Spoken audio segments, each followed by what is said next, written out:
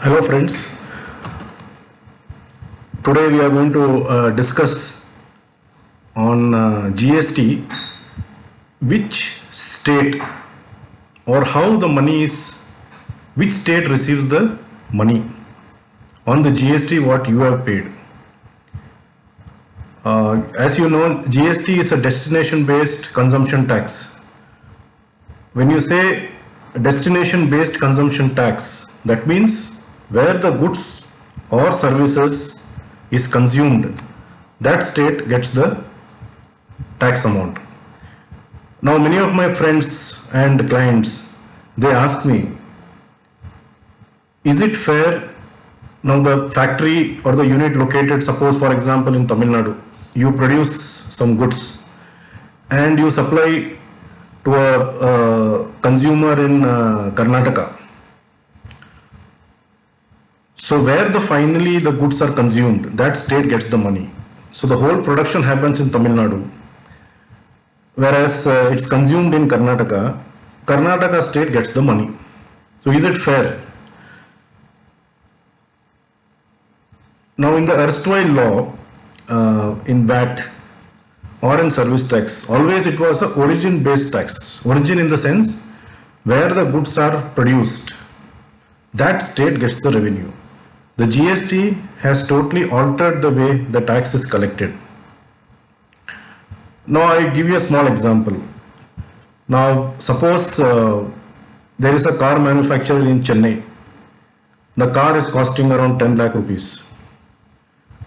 They are supplying this car to a consumer or a customer in Uttar Pradesh. This 10 lakh rupees, you assume 40% because car is a luxury good, so there is a tax of 28% plus cess, so just assume it's 40%. So on 10 lakhs, the manufacturer in Chennai bills for 10 lakhs plus 4 lakhs as GST. He supplies to Uttar Pradesh. Now Uttar Pradesh, it goes to the dealer, and from that dealer it goes to the customer. So finally the 4 lakhs tax which is paid by the dealer in, suppose you don't bring dealer in between, directly there is a customer. So the customer directly buys from the manufacturer. So this 4 lakhs of tax which is paid by the customer there, the whole revenue gets split between CGST, actually the bill will be IGST, which gets split into central portion and state portion. So not even 1 rupee is received by the Tamil Nadu government, but it is shared between the center and Uttar Pradesh government.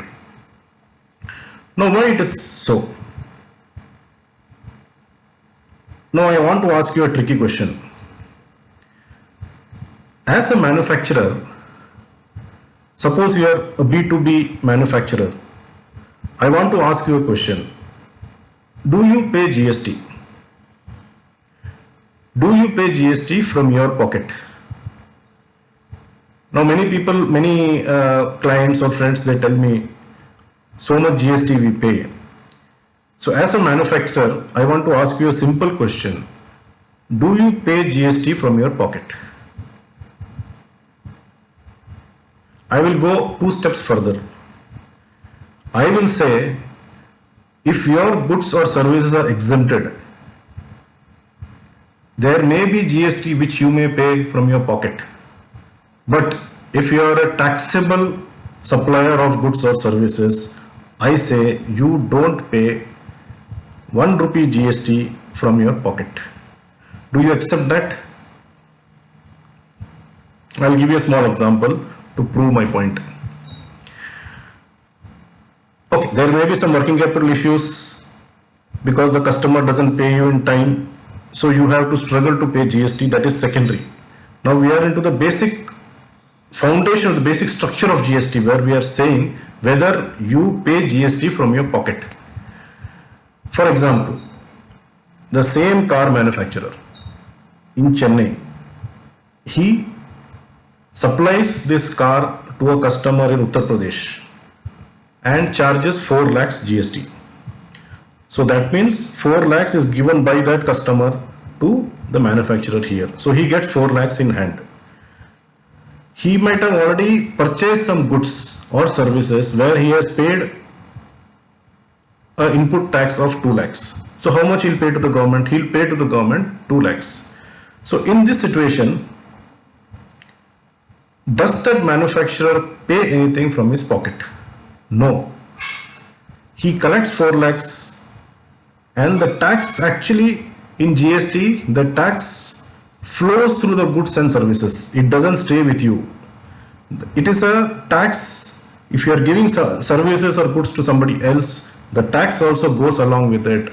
And finally, the last customer who buys this product, the whole amount is paid by him. So for example, 4 lakhs is paid by the customer in Uttar Pradesh to you.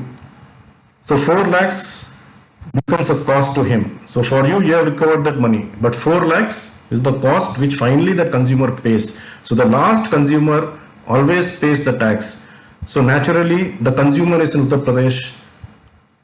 The tax should go to the customer where the state is residing. So this is the basic fundamentals of GST. I think many of the friends are missing this point. See, where the goods are originating, that state should get the tax. Of course, if the consumers are here, if you are consuming goods here, services here, definitely the taxes will be received by the state where the goods or services are consumed. I hope I am clear. One more point which I want to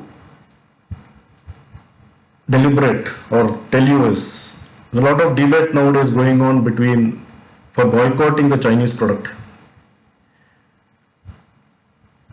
I know the sentiments are high and China is becoming very aggressive on the borders, but economically, can we fight China? Can we totally stop imports from China? A lot of statistics come, they say so many $1 billion we are dependent on China, suddenly we cannot stop. No, we cannot. But each individual, if we decide, okay, today, from now onwards, we will try to reduce the usage of Chinese products. Now, for example, in India, you get Chinese product, you get American products, you get German products, but you hardly get an Indian product. Whereas if you go to China, people prefer a Chinese product. You will not get an Indian product. If you go to America, people prefer an American product more than other products. If you go to Pakistan, you will not find an Indian product. So if you see in India, our Indianness is lacking and we are more obsessed to the foreign products. Why don't we start believing in Indian products and go with the theme of our Prime Minister, Atmanirbhar Bharat, where we are self-reliant. We believe in our products, we start buying the products. So if each individual start thinking about it, and from now on, if they decide, they will reduce, I'm not telling we'll stop, as far as possible we'll reduce the usage of foreign product and try using the Indian products. I think this drop will definitely make a big difference in the ocean, in the sea, and we have to be more vocal on local. With this theme, I want to close this session, and I would request everybody to be Indian, buy Indian. Jai Hind. Thank you.